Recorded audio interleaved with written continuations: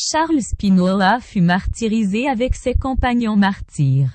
Il vécut son enfance dans le palais de l'empereur Rodolphe.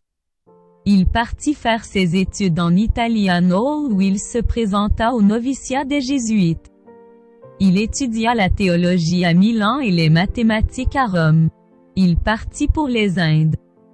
Mais en cours de navigation, les Anglais interceptèrent le navire et reconduisirent tous les passagers captifs à Londres.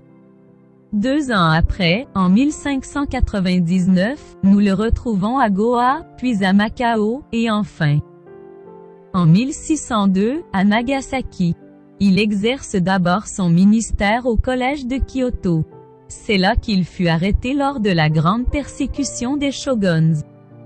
Il fut emprisonné durant 4 ans, avec d'autres chrétiens, dans une prison aux tortures raffinées.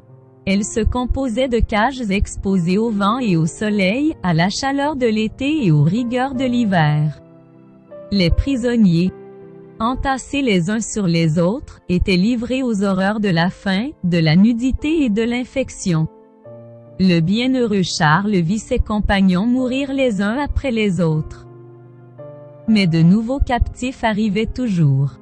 Ils furent ensuite amenés à Nagasaki, sur la colline des martyrs où d'autres chrétiens avaient déjà été crucifiés.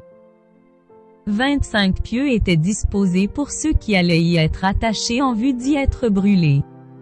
Puis on amena des chrétiens japonais condamnés à être décapités dont des enfants de 4, 7 et 12 ans. On plaça leur tête face à ceux qui allaient mourir par le feu.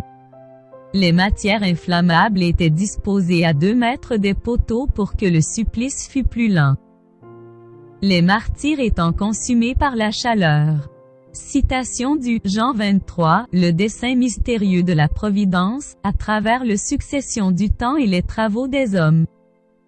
La plupart du temps contre toute attente, atteint sa fin et dispose tout avec sagesse pour le bien de l'Église, même les événements contraires.